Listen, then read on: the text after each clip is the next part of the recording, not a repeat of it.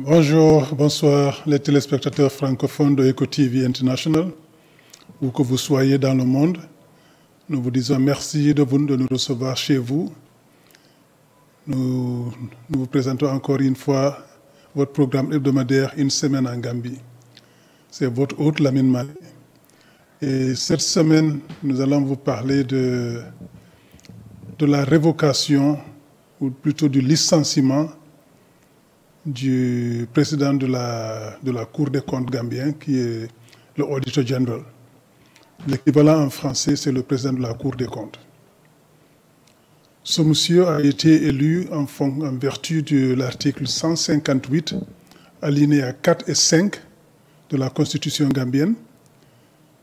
Et cet article prévoit que le commissaire aux comptes, le président de la Cour des comptes plutôt, est élu pour un mandat de 9 ans. Et que pendant ces 9 ans, il est protégé. Il n'est pas révocable. Son mandat n'est pas révocable pendant ces 9 ans. Il est protégé par la Constitution. On ne peut le licencier que s'il a commis des forfaitures ou s'il est en capacité. S'il est dans une incapacité totale qui l'empêche de faire son travail,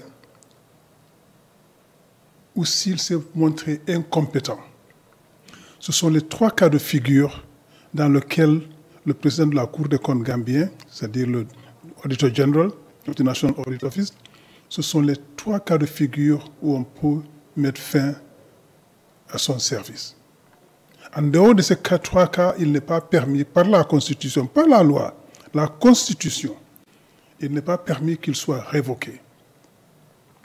Et pourtant, en dépit de ces dispositions constitutionnelles, et en dépit de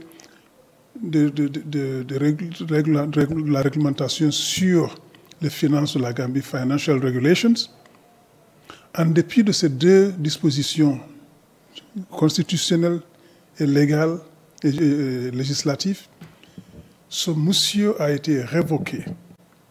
Pourquoi?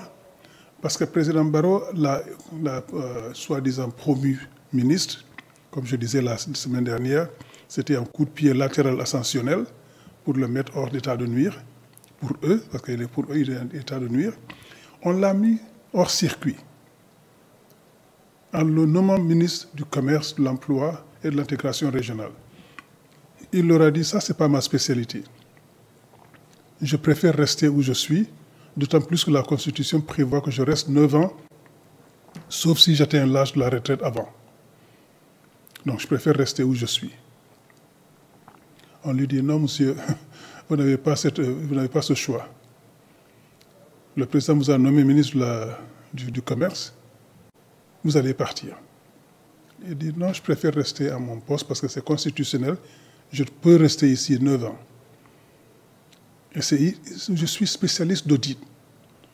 Je ne connais rien au commerce, je ne pourrais pas être un ministre compétent. Je préfère rester où je suis. Et pourtant, le président lui-même nous a dit que ce monsieur est tellement compétent, c'est pour ça qu'il l'a promu ministre. Le monsieur dit, c'est très gentil, mais je préfère rester où je suis. Il dit, monsieur, non, vous n'avez pas ce choix, vous allez partir. Quand il a refusé, on a envoyé une unité de la police, qu'on appelle ici PIU, unité d'intervention de la police nationale. Ils ont envoyé des éléments de ce corps pour aller le dégager de son bureau. Ils l'ont enlevé de son bureau manu militari et le jeté dehors. Et ils ont déjà nommé son remplaçant. Qu'est-ce qui motive cet acte selon nous? Depuis que ce monsieur a été nommé président de la Cour des comptes en 2023, on n'a vu aucun rapport d'audit sortir, sauf le rapport 2020. Qui a été fait par son prédécesseur, Karamba Touré, qui avait ficelé ce rapport. Lui, il n'a fait que publier ce rapport. Et depuis lors, rien d'autre. Rien de nouveau, rien sur l'horizon. Et on commençait à le critiquer, on se dit, mais pendant 5 ans, qu'il est là, pratiquement 5 ans, que Barrow est au pouvoir depuis sa soi-disant réélection, plutôt une victoire volée. Depuis 2021, on n'a pas eu un seul rapport d'audit. Eh bien, ce monsieur Cissé, parce que c'est de lui qu'il s'agit, nous a dit, en fait, j'ai produit 2 rapports d'audit pour l'année 2021 et 2022. Je les ai remis au ministre des Finances et à l'Assemblée nationale, comme c'est prévu par la loi.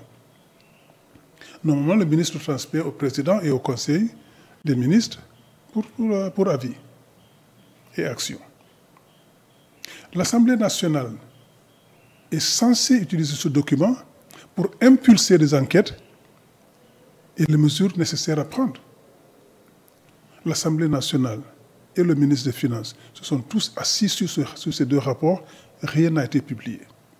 Rien n'a été publié parce qu'on est convaincu que ces rapports ne contiennent rien de bon pour le gouvernement. On a vu ce gouvernement, sa marque déposée, c'est surtout la gabégie. Toutes les finances de l'État gambien sont je ne voudrais pas utiliser le mot qui me vient en tête, mais depuis que ce monsieur est à la présidence Barrow, on a vu que corruption sur corruption, rapport d'audit sur rapport d'audit qui ne disent rien de bon sur sa gestion.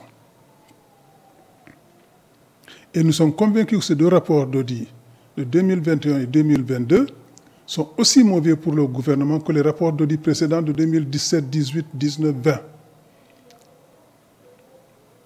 Sur les rapports d'audit 18, 19, 20, nous avons vu qu'il y a 11 milliards de dalasi qui sont évaporés. Et nous sommes convaincus que ce qui s'est passé depuis, c'est au moins le double. Quand on va voir ces rapports d'audit, je suis sûr qu'il y a au moins le double de ce qui a été perdu dans les rapports d'audit 18, 19, 20. Donc le gouvernement refuse de publier ces rapports d'audit. Et comme ce monsieur Cissé a été nommé parce qu'on pensait qu'il serait beaucoup plus malléable, beaucoup plus facile et beaucoup plus du côté du gouvernement, et il n'en a rien été. Ils ont été surpris. Ils ont dit, bon, vous allez voir. On vous a nommé parce que nous voulons que vous nous souteniez, que vous enterrez ces rapports, vous ne voulez pas le faire, eh bien on va vous virer. Ils l'ont viré. Maintenant, il est parti saisir un avocat et ils vont rester en justice. On va voir ce que ça va donner. Mais c'est ce même gouvernement qui avait viré le gouverneur de la Banque centrale il y a 2 ou 3 ans sur les mêmes motifs. Ils ont voulu qu'il fasse des choses qu'il a refusé de faire parce qu'il dit « mon honnêteté, mon intégrité ne me permet pas de faire ça ». Ils l'ont viré. Ils l'ont viré parce que lui aussi, on l'a nommé, comme par hasard, au même ministère du Commerce, de l'Emploi et de l'Intégration régionale. Il a dit la même chose. Il dit « je ne suis pas spécialiste du commerce ou de l'intégration régionale ou de l'emploi. Je suis un économiste, un macroéconomiste. Ma spécialité, c'est l'économétrie. Laissez-moi où je suis mieux ici. » Et lui aussi a été nommé dans un poste protégé par la Constitution. Pareil que le président de la Cour des comptes, il ne peut pas être viré, sauf s'il a commis des forfaitures, sauf s'il est en état d'incapacité, ou sauf s'il s'est avéré incompétent. Et dans le cas de Bakary Diamé aussi, le gouverneur de la Banque centrale, il n'avait rien. Il avait tout fait correctement, il avait excellé dans son poste, seulement il a refusé de faire des choses que le gouvernement voulait qu'il fasse pour avancer des sommes d'argent indues au gouvernement, pour cacher certaines choses. Il a refusé, on l'a viré. On a nommé quelqu'un d'autre de sa place. Il est parti au tribunal, on l'a débouté. Voilà ce qui se passe dans le pays. Voilà l'état d'illégalité qui s'installe dans ce pays. On est en train de retourner à grands pas vers la dictature de Diamé, vers l'autocratie de Diamé. Je suis le seul patron à bord, je fais ce que je veux, je vous demande de faire ce que je veux, vous ne le faites pas, je vous vire. On a vu la même chose il y a quelques années avec la députée Yacoumba Diaité, qui avait été nommée au Parlement. Parce que dans le système gambien, il y a des députés élus. Et il y a 5 députés nommés par le président. Ce qui ne doit pas être. Ce sont des survivances d'une autre époque. Nous, on a dit qu'il faudra que ces pratiques s'arrêtent. Mais non, lui, il aime ça. Ces pratiques, au départ, c'était pour permettre aux communautés minoritaires, en Gambie, par exemple, les chrétiens, quelques groupes ethniques qui ne sont pas représentés ni dans le gouvernement, ni dans le Parlement, pour permettre qu'ils soient nommés également, pour qu'ils fassent partie de ce tissu social. C'était ça ce qui était derrière ces nominations de membres du législatif, de députés. On a détourné ça pour nommer ses amis. Eh bien, il a nommé Yacoumba Diaité comme député. À un moment, Yacoumba était tellement vociférante à l'Assemblée parce qu'elle disait exactement ce que les gens voulaient qu'elle dise. Elle faisait son boulot correctement et ça n'a pas plu au gouvernement. On l'a virée. Elle a dit, eh bien non, ça ne se passera pas comme ça parce que la loi me protège. Une fois nommé député, je dois servir les 5 ans, vous ne pouvez pas me virer. Le président m'a dit, si c'est moi qui vous ai nommé, je vais vous virer. Il l'a virée en toute illégalité. Yacoumba, elle est partie au tribunal. Heureusement, le tribunal lui a donné raison. On a dû la réintégrer. Le président de la Cour des comptes également, l'auditeur général, lui aussi, il est parti, il a saisi le tribunal. Son avocat a saisi le tribunal, la Cour suprême en fait. Et nous espérons que, comme dans le cas de Yacoumba, la jurisprudence va être maintenue, nous espérons, qu'il va être réintégré dans ses fonctions du président de la Cour des comptes et que celui que Barrow vient de nommer va être mis hors d'état de nuire. Parce que bizarrement, ce monsieur qui l'a nommé Barrow est un monsieur qui est déjà dans une autre affaire de mauvaise gestion. L'auditeur qu'il a nommé, le président de la Cour suprême qu'il vient de nommer en remplaçant de monsieur Cissé, est quelqu'un qui est déjà dans des procédures judiciaires pour malgouvernance. Comment voulez-vous nommer un monsieur comme ça pour s'occuper de l'audit de nos comptes d'État? Eh bien, vous avez une épée de Damoclès au-dessus de sa tête. Faire ce que nous voulons, ou nous publions, nous laissons la justice suivre son cours dans ton cas. Voilà ce qu'il voulait. Voilà ce qu'ils espéraient avec M. Cissé, ils ne l'ont pas eu non plus. Parce qu'ils pensaient que Cissé était leur homme, et se trouvaient indépendants et intègres. Nous l'applaudissons. On était à un point où on le soupçonnait parce qu'on ne voyait rien venir à l'horizon. Aucun rapport d'audit depuis 2021.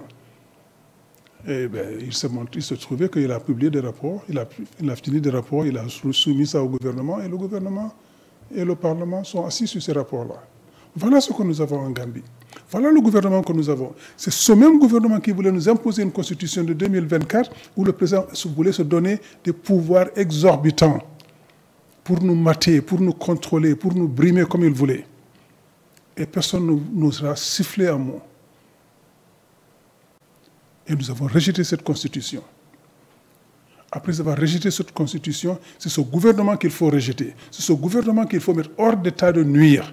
Ils sont en train de dilapider tout ce que nous avons dans ce pays. Il faut bouter hors d'état de nuire Adama Barrow et son gouvernement en 2026. Il faudra que les Gambiens votent pour amener Ousseynou Dabo au pouvoir, pour qu'on rétablisse la vérité, la transparence, la bonne gouvernance dans ce pays. Et je suis sûr que les Gambiens le feront en 2026, parce qu'on a trop souffert et on a assez souffert. Il est temps de tourner la page Barrow et de passer à autre chose. Le pays aujourd'hui est englué dans un marasme économique. Et c'est la répression politique qui se pointe à l'horizon. Il ne faudra pas qu'on arrive à ça. Nous avions dit dans le passé, never again, plus encore de dictature et d'autocratie dans ce pays. Il faudra que nous soyons fermes sur ça. Il faudra que nous mettons Barrow hors de No. 1 Marina Parade et amener Ousseynou Dabo pour être le prochain président de la Gambie et mettre le pays sur les rails et mettre fin à cette corruption qui n'en finisse pas. Mesdames et messieurs, nous vous disons merci de votre attention et à la semaine prochaine, Inch'Allah, où nous allons vous parler d'autres choses. Merci beaucoup. À bientôt. Au revoir.